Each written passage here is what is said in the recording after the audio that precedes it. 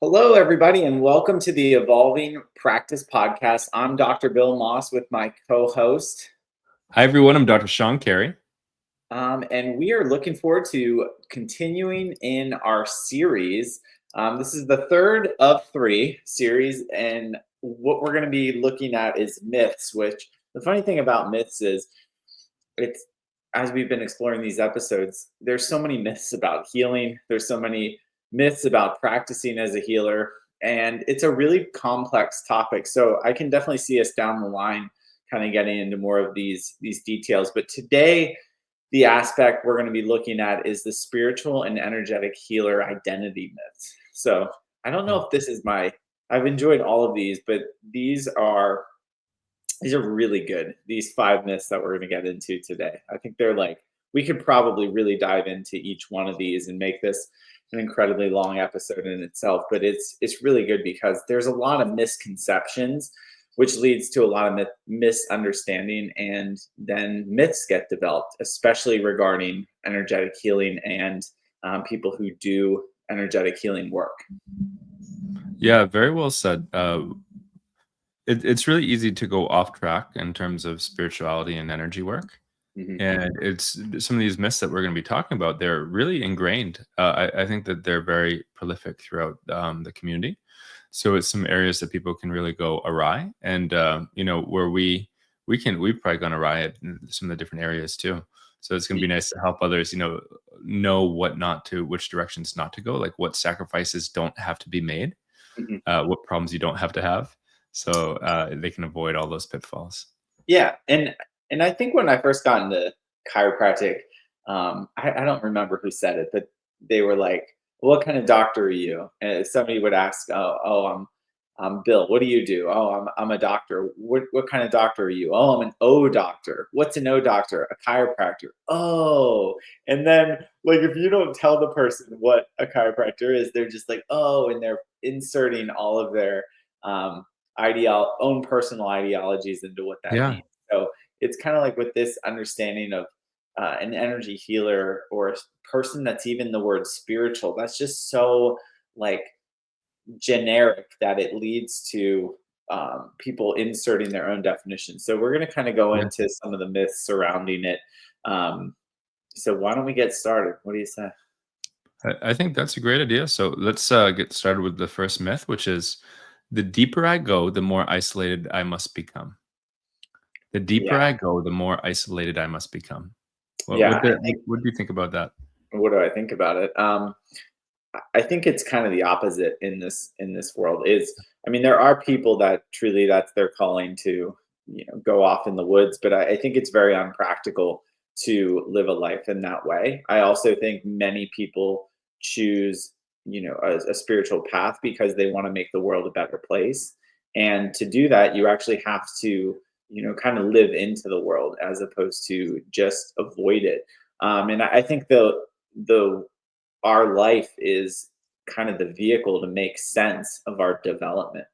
And when we avoid living life, we actually aren't challenging ourselves with the lessons that we're learning to grow. So I think it's actually um, kind of the opposite. Like the deeper I go, the more I'm called to kind of live with the knowledge that I've attained, and then that's kind of the playground for wisdom is within the structure of your life. So Yeah, yeah, really well said. I totally agree with that.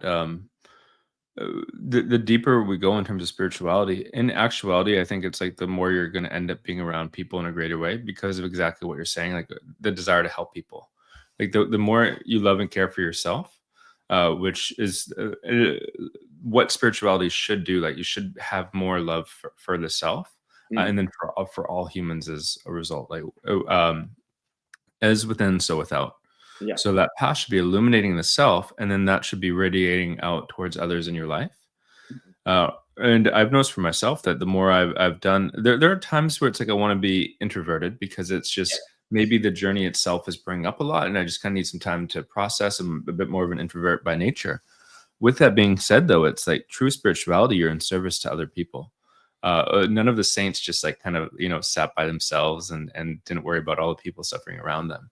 So it's like spirituality should be something that's in action and should involve helping others. And if you're becoming more isolated as a result, there's something off there. Yeah. Yeah, it's like the choice of, oh, I'm going to be isolated because then I can deal with my life, or I need a vacation to escape my life. But I can agree with you and wholeheartedly in the sense that I want more contrast the more I grow. Meaning Yeah. I do want that time for introspection, self time, meditation, nature, whatever it may be. But it's I want that so I can kind of live my life more fully, because I understand the balance of who I am and what I need. But it's Yeah. when, oh, I feel like I need to escape everything, or saying, I wish this was just done. I wish this was just finished. I never like when people say that, or Yeah. I never like when I said it because it means that I'm trying to like be done with something and then I'd be happy. And it's not really that way. It's like we want to continuously evolve and work and through those challenges and then understand what we need and what our needs are in that moment. But if the need feels like it's to be away from everybody in isolation to truly grow, or to only go deep, I think we're missing out on that piece because there's so much help in serving. We've talked so much about service in this podcast, and I think where it's like, yes, all healing is self healing. There's a purpose for each one of us, and there's a reason that we're all meant to work together in certain capacities. So, if you do that in isolation, a lot of things aren't going to get done that could get done. Yeah, well said. And one thing that I've noticed too for myself is that the more work that I've done on the spiritual path, the less people kind of get on my nerves. Maybe before there was like difficult personality types I just kind of had difficulty with, Yeah, or maybe just didn't want to be around as much. And now that the further I've gone, it's like the more I just have a baseline level of love for people in general. yeah, And it's like even people that used to, irritate me, it's like, no, it's all good. I can hang around them and have coffee or a meal or whatever. Like it's a totally different space than I was prior.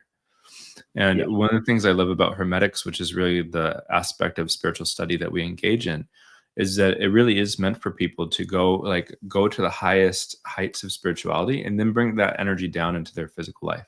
yeah, It's not meant as a retreat, like you said, where you're going and retreating off, like you're a monk studying on the mountaintop, and mhm, you're retreating from the world. mhm, It's like we're taking that energy, we're taking that light, and then we're bringing it to the world, because mhm. that's where the people are. Yeah, that's beautiful. I mean, I think that's well said. And in Western culture, that's much more what we're interested in. The way we behave and the way we do and take action. That's not.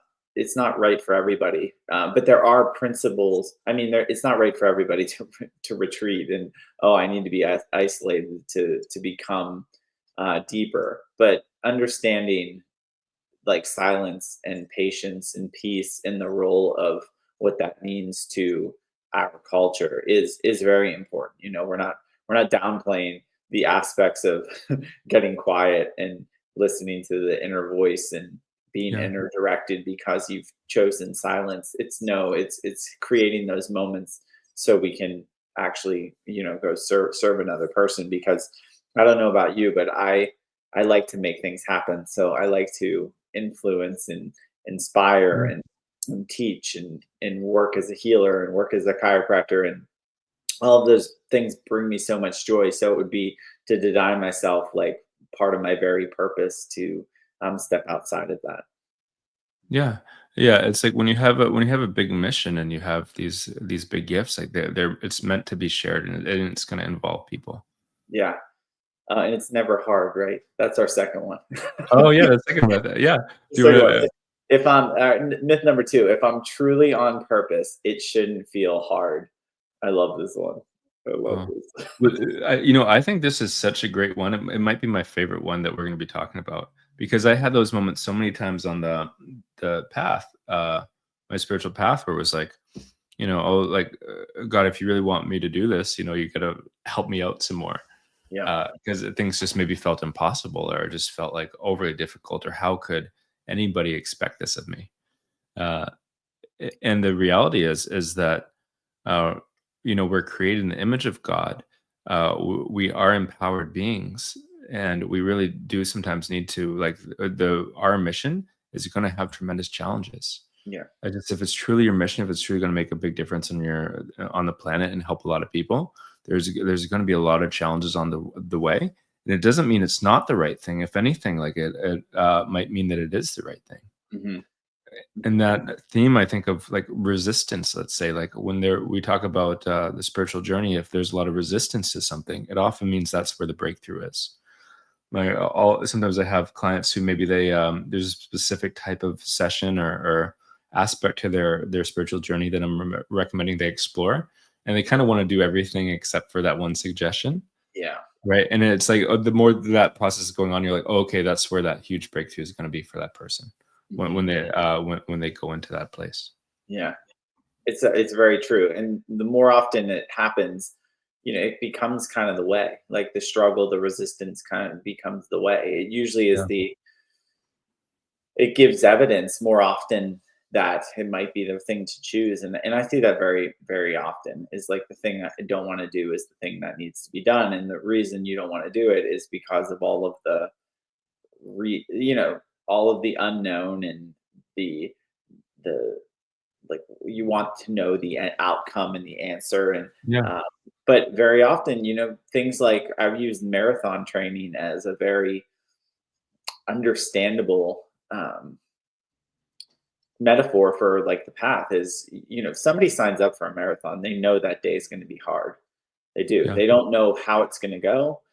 Each one is very different. You don't know the weather. You have all this training that you did. You're getting your bell rung. It's going to be very hard, um, and the whole process is very intimidating. And then on the mm, other side of it, you have all of this experience of like, wow, what I did that day. And there's many many lessons in that, and many of them stay with you forever. Like aspects of I accomplished so much more that day than I ever thought possible. And I didn't feel very good going into it at first. So I kind of look at life in many ways. I look at running training now as kind of the preparatory yeah. thing I did from age 14 to 30 before I found the spiritual path that would help me with overcoming the resistance and the understanding to do greater things. Even if it's just as simple as starting a business, is like people do think that it's going to be easy. And I think a lot of coaches sell everyone on this bill of goods that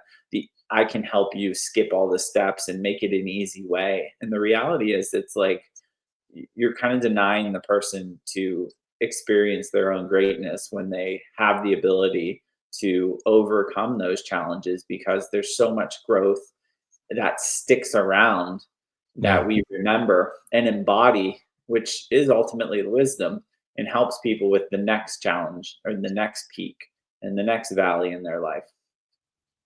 And I think it's especially like this belief is especially out there in terms of energy and spirituality, because there's this idea that uh, God's just going to do the work for you, Yeah. right? Like if it's the right thing, it's just that path is going to be lined with gold. God and the angels are just going to have everything done. We just get to kind of like walk that path, like it's the red carpet and everything's, people are taking pictures and smiling, and it's all that stuff.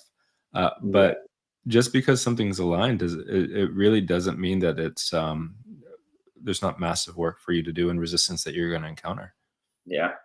And a lot of times the people who put the most work in make things look easy.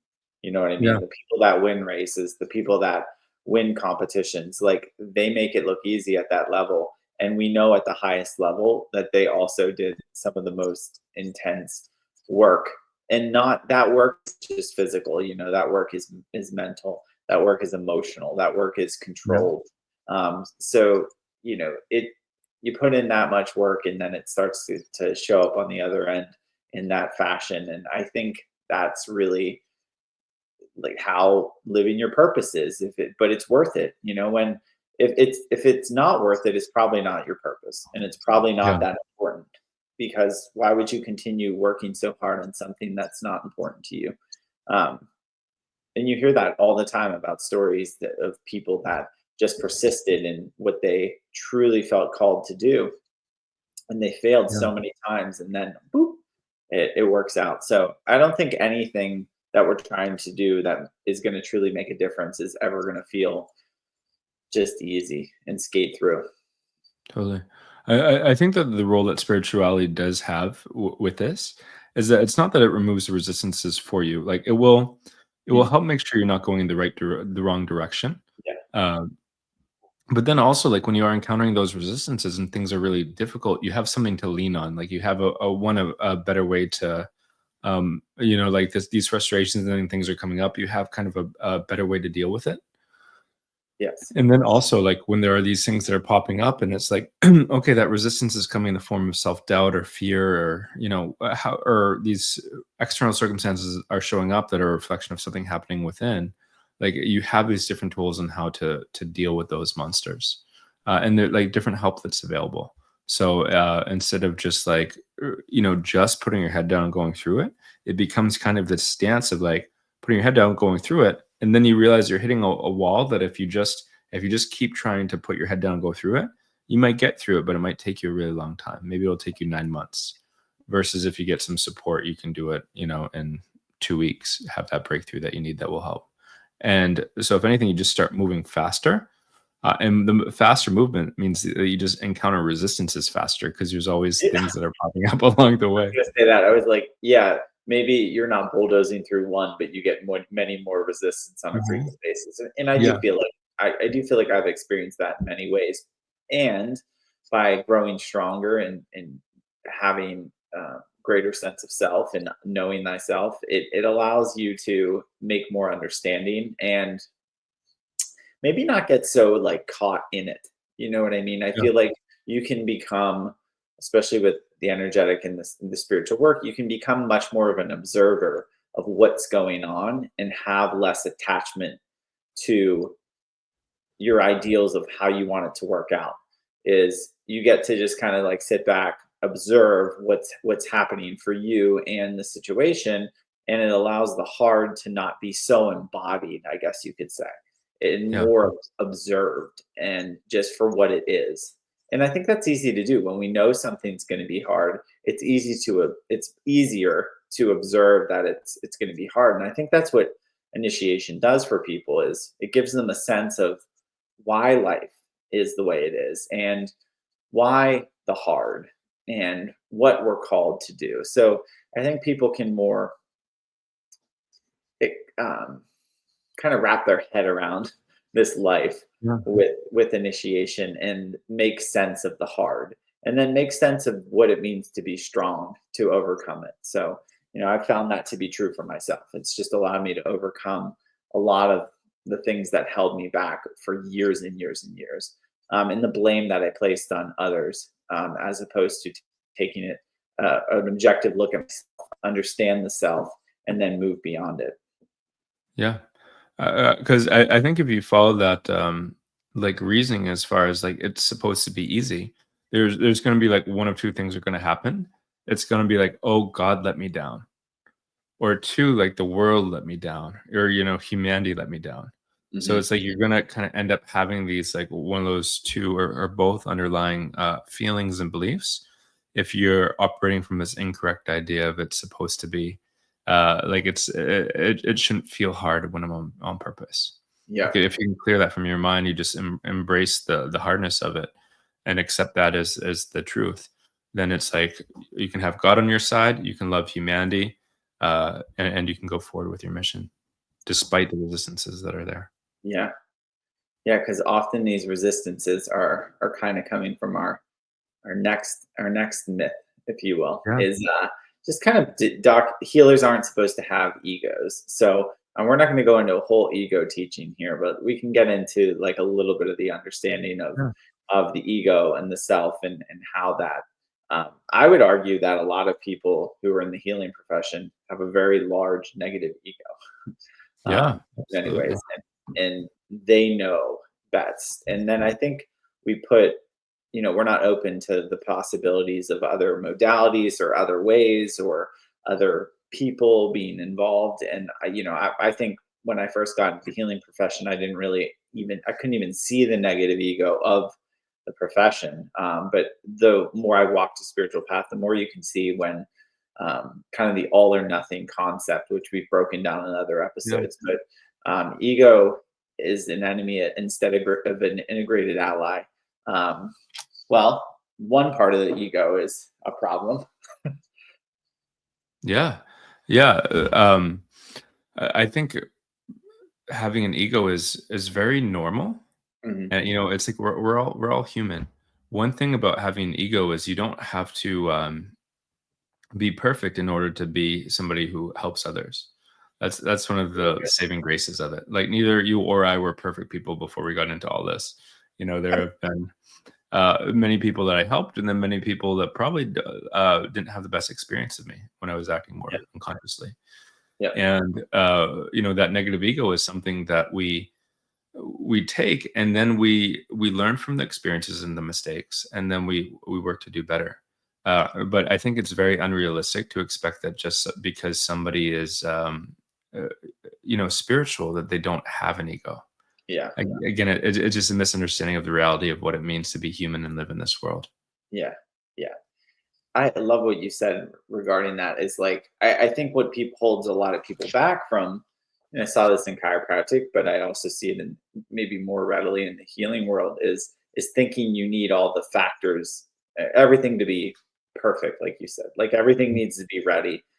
My website, my social media, my look, my brand, my website, Yeah, instead of getting started. And that's like kind of the furthest thing from the truth. And that is kind of the healer's negative ego rising up and being like, yeah, you kind of, and it's a kind of a joke, but I'm sure clients have said it to you before. They're like, it's a call to chiropractic practice, right? So we have a practice, but sometimes people will say, when are you going to be done practicing? you Hmm. know and it's kind Yeah, of a funny joke, but it's like that's kind of what going into the healing work is like, is you're starting somewhere and you're going to continue to evolve and get better and grow, but you're kind of always practicing, and there's never really an arrival, because yeah, of the art aspect of it. It's even a medical practice, right? It's not it's always evolving. People are always taking in new information and honing their skill to get better. So I think the biggest deal as far as the negative ego is thinking there's more ideal conditions for you to then kind of get to start doing whatever you're going to start doing. And it is always scary to like integrate something new. And I remember like the first time I did healing work, energy healing work, I was like, who's gonna want to do this with me? Like, like yeah, who's gonna want to do it? And like, how am I gonna do it? And then I just like opened my mouth and let people know that I had it available on a very one-to-one kind of just conversational basis, and people wanted to do it. And then I did it, and then I figured out how to better do it, right? Not Hmm. the protocol. The protocol stayed the same, but like, oh, they come in this way, and the space is set this way, and this chair should go here, and this should go there. And you start to like, that's how you start to know, is you start to tweak things and make them better, so the flow Yeah, gets better. But trying to be perfect before you start seeing people or seeing clients is something that holds many healers back. And that comes from the negative ego of like, you're not good enough, you're never going to make it, they're not going to like what you do, they'll like somebody else yeah. better, yada yada yada. Yeah, really well said. And to kind of piggyback these two previous myths together, I think that's something that can really throw people off as far as getting started on a spiritual path. Mm, Is they might like, with the modern mystery school in which we study, it's not like none of our teachers have ever triggered our negative ego, or yeah, we've right. had resistance, right? It's there's many things that we like this person who could be a great teacher for you. It doesn't mean that it's just going to be like all 100% compassion, like boosting up all the things you want to hear about yourself. Like Yeah. sometimes it's that person's going to help you see things that you don't want to see, and it's going to feel really uncomfortable, and you're going to want your negative ego is going to make you want to run away, Mm, uh, because it doesn't want all this stuff to get brought up into awareness. Like it's way easier to just be like, that person's a jerk, I'm going to run in the opposite direction. than to have to actually like deal with the dynamic that's going to unfold as that stuff comes to light. Yeah. Yeah, because we kind of, as a student, we kind of need all of that, right? We need Yeah. a little bit of, um, my friend Justin Schenk, you know Justin, and Yeah. has his own podcast. Um, he says he has a book idea, and it's this idea of the five people you kind of need. And I Mm. told him I'm going to proclaim it on this episode, but the book like the five people you meet in heaven. I was like, Yeah. you call it the five people you need on earth. And the three of them are like, you need a cheerleader, you need a bruiser, you need a softie, like Yeah. someone that's just gonna, and you need a coach. And I can't remember what the other one is, but this idea of like you need somebody who's gonna like kind of kick your, push you, kick your ass a little bit. But you also need somebody that's going to cheer you on, and somebody that's just going to love you, right? Like, and just Yeah. be soft for you. So I kind of like that. Like all of that teaching style kind of helps cultivate somebody to, get over their crap, if you will, Yeah. and kind of rise into their higher self, or we could call the positive ego, right? And bringing that individual spark of what you're great at, what that individual's great at, what your gifts are. So, that's the part of the healer that needs to kind of shine. And from a chiropractic perspective, I'm sure you followed people's kind of scripts or programs or systems Yeah. when you first got out, and I did too. And parts of it felt really good, and parts of it didn't. And I think listening to that inner voice of like, this is authentic, this isn't. Let's. And some of it was you just had to get more comfortable about doing the right Right. thing. Yeah. It wasn't all like bad. It was like you just had to grow into some of the uncomfortabilities of the system as well. Yeah. Yeah. Um, and I think that's good to know, because when you're left to your own devices, a lot of times people avoid the hard work. They're like, "Ah, no, I don't want to do that," because it didn't quote feel good when it was the right thing to do. Right. I love it. Are you Cool. ready for the All next right. myth? Yeah, let's do it. Let's see. Healing is about fixing what's broken versus remembering and reintegrating wholeness. So, yeah, I Yeah. think this is we've covered this concept before, but healing is about fixing what's broken. And this is kind of even from a health perspective. It's like Mhm. the word salutogenic is like health building, health Yeah. promoting, right? Versus like this mechanistic of like fix all the broken parts. So Right. um, I think this concept is very important because it starts in the mind of the practitioner, Yeah. and it helps shape who's in front of them, right? Yeah. Absolutely. Yeah. I think that in terms of healing about fixing what's broken, like if you keep that as far as your awareness, like you're always going to find things that need to be fixed. Like it's Yeah, one of those things that's like, it's just, you're never going to be done with that. yeah, Uh, versus having that perspective that healing is really about balance and harmony, mhm, and correcting anything that's preventing you from being in a balance and harmony in your life and achieving your mission and the goals that you want to achieve. Like when as you start to become more harmonious, more in balance, uh you're in a more healed state, as founder Goody said in the interview we did. yeah, So then it's like healing can become more of an isolated event. You're like, oh, I'm doing pretty well, but there's this piece over here that's just not syncing up with the rest of this harmonious environment.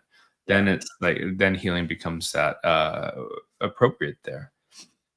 And I was one of the things I love about the modern mystery school is that there's a path of initiation, or what we call a path of progression. But built into that path, it's really designed to bring somebody to a higher energetic state where they're more in balance. Like the whole thing is to help people be a more balanced being in terms of soul and spirit and physicality and their mind and emotions and these different things. So the more balanced you are, as far as you have that as the default, really the less of a need there is for healing. yeah, But it's not to say that there isn't the need for healing. It's just like I equate it to whack-a-mole sometimes. Like if you're trying to slam your head down on that like arcade game of whack-a-mole, there's always another one popping up mhm, versus having that approach of being in harmony and balance. yeah, yeah, yeah. Because balance tends to create less swings, right? Yeah. And the swing usually kind of comes back and hits you pretty hard too. So when there's always like this kind of drama to the healing, where I do, people who are balanced and even take kind of illness or um, hiccups as far as like physical breaking an ankle or a bone, like people that just kind of roll with the punches, if you will. Yeah. That's kind of what being in balance and harmony looks like. Is it's that understanding that you're going to have some of those in Yeah. life, and not like, oh, it is what it is, but just like being like, okay, well, this is my current situation and this is how I'm going to Yeah. best handle and do it. And I think that like you said, I think that is just so good for people's healing, because it gives them a level of patience to kind of know what aspect of the self to work on.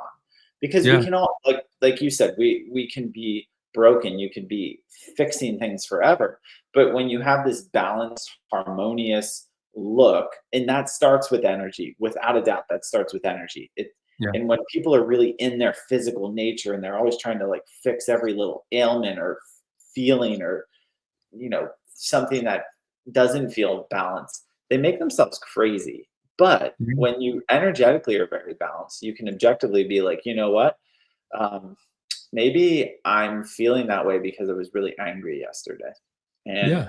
I had a day where I was just really upset with somebody, and that's why I'm feeling off today.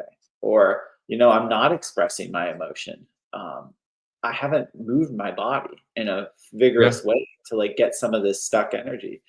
Or maybe you did eat something that was really toxic. I mean, Yeah. it gives you, when you're in that balanced state, this like objectivity that's like super helpful at making better decisions.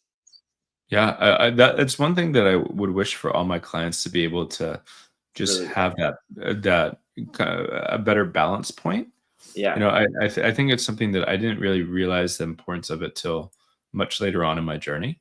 And if I had had that more of that framework and understanding more at the beginning, it would have just really helped smooth a lot of things. I honestly feel like this is a key to even talking about it with my clients. It's like, Yeah. there's some chiropractic clients that are really like very interested in some of the additional things that we do at the center and the healing work and the tools through the modern mystery school. But some aren't. But the idea of like just having better objectivity and balance to make decisions for yourself, that's kind of what happens. Is like at every phase of the game, you just get better at discerning Yeah. where you need healing, and not being obsessive over it, right? Because that's also can lead to like internal stress and angst along the way. But I think that's what it really gives, is this very, objectivity of like, am I going too hard? Am I doing too much? Am I not doing enough? Yep. So that like you're not fixing problems, you're just kind of getting back to what you said, is this like equilibrium, this balance, this state. So then you can begin to move again. It's really good. I like that.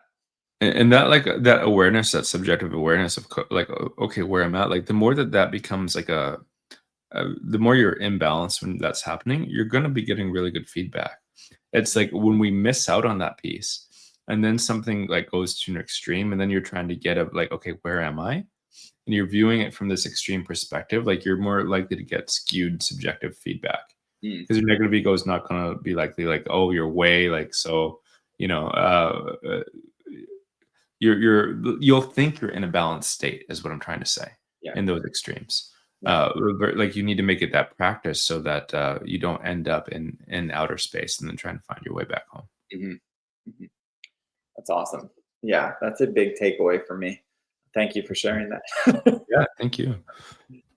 Yeah, awesome. And then the fifth and final kind of the spiritual one is this idea that if you're a student of spiritual work, or if you're a healer, that you have to prove I'm spiritual enough to be whatever it is you are. If you're just even trying to be spiritual, people have this idea of I got to prove to be enough. So it turns into this performance rather than embodying. Um, Yeah. I absolutely love this one. And actually, as time has gone on, I'm probably less showy spiritually. Or before, like if somebody came into my home, there's altars and things like that. But yeah, in terms of like day-to-day life, like walking around town, like getting a coffee or whatever, like people probably wouldn't, we look very normal. Both you and I think present ourselves very like normally. Like I think people so. might think we work at a bank or whatever, Right. something similar, Yeah. a teacher or something of the sort. But there is like, yeah, there's not this need to display the spirituality. If you come into my home, there's, there's altars and there's crystals and all these things. Yeah. Uh, but it's not necessary to um, display it, I guess. Yeah. No, it becomes less. I mean, I think if, I'm not those things, right? Like Yeah. you're not the projection of what it looks like to be spiritual. You are what you are, and the way you want to present yourself is methodical, and it means a lot. And I think people sometimes our dress and our the way we carry ourselves is kind of striking for people because they expect people of a spiritual nature to not maybe care about things like discipline and Yeah. consistency and royalty and these things, and they're important to us. So showing up in the world isn't just about like knowing that maybe I've done some deeper knowledge and exploration, uh, and I want to share it's not like that. And actually, Yeah. I think when you have conversations with us, probably the first thing that would happen to a client is like, huh, they're kind of different. Something's different. Like that's what's Yeah. set is because we don't have to wear it as a badge of honor to pull you in, but we do have the ability to kind of open and go deeper with people, but it's not worn in this way. I have to prove that I'm so spiritual, and I've never felt that way. I've never really Yeah. wanted it to be that way. In fact, maybe I've even fought some of that too, is Yeah. like, I was like, oh, I don't want people think I'm a weird spiritual person, but it's like Yeah. you don't that's not what anything you becoming yourself isn't about. That it's because that would be becoming somebody else's like projection of your own self. So that's not healthy either. Yeah, absolutely. And even in regards to conversation, like, I during my free time, it's not like when we're hanging out, we're not necessarily talking about all these different spiritual concepts. No. Like it tends to be very practical, and with a lot of my teachers and people I look up to too, the spirituality is very grounded and practical, in that the goal of it is to make physical life better for people. Like, of Yeah. course, to have that deep spiritual connection, but we are physical beings here on this earth, and there's many important reasons why we're here. So we need to like fully engage with life, and spirituality is a tool to help us be more engaged with the life that we're living. Great. And not to be like escaping it, and because spirituality can seem very dramatic to people, especially if somebody's like more psychic or energetically aware in that way. Which both you and I are. Like I see stuff all the time, I hear stuff all the time, Mhm. but I don't go into it because it doesn't really serve anything. Like, Yeah. and it's not even something I always want to pay attention to. Yeah. Uh, and it's like we don't have to go on these long forays about what these things that we're experiencing. It's just each person's having their own experience, and we all want to improve our physical life to make it better. Yeah. And if with becoming more spiritual, I find that most people start to have much greater and deeper meaning in the things that they're doing. And that meaning is worth talking about. That meaning is worth sharing.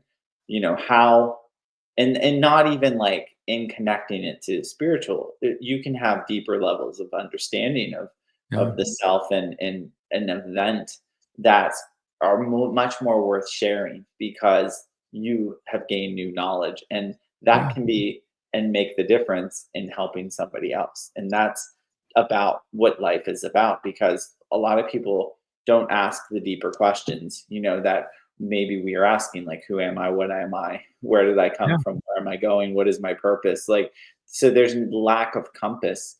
And if we as quote spiritual people can help another person start to recognize that maybe we have a slightly more efficient map yeah, to understand ourself in relationship to God, that maybe they'd want to engage in a way too. Not just like, oh, let me prove to you how spiritual I am. Actually, that proving is usually experts don't do that, right? right. And like areas of expertise, they don't have to, in a conversation, prove to you how intelligent they are, how smart they are, how great they are at something. Um, in fact, they're a little more hesitant to even reveal to another person. So I think that's like a true spiritual teacher and one that's worked into their life. It just starts to be expressed through the life.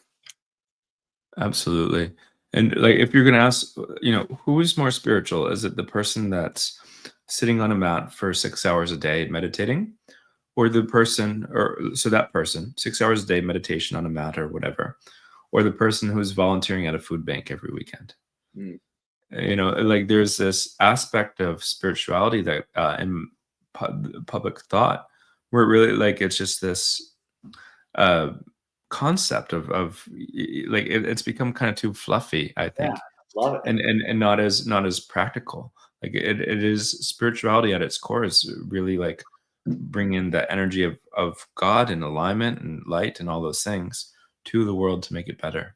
So good. So, like, That's we such don't. a that's such a Yeah, great way to put it. Like that's a really good summary of like this whole understanding is, yeah, who's more spiritual or, who's really having the experience of yeah, serving another and really getting to know, and help another. It's so good. It's a really good example. Like right, I'm so spiritual. I meditated 6 hours, or oh, I served in a yeah, food kitchen, like from my heart.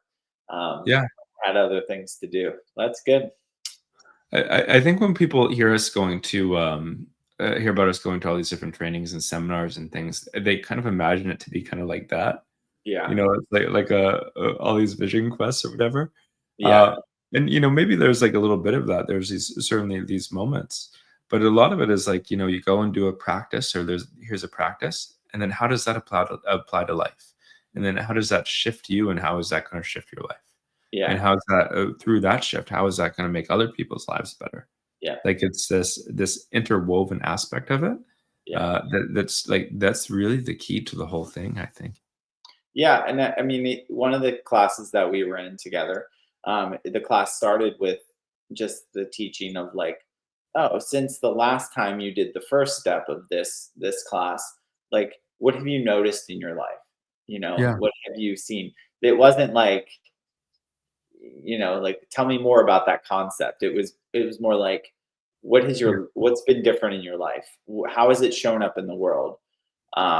In each one of your worlds. Like that was the kind of the way we look at this, because we don't train in a spiritual path to just be more spiritual. I think people do really think that, and some people that is their motivation. I'm sure it's like, well, I want to fit the mold of looking a certain way, but for most people, it's like that's not it at all.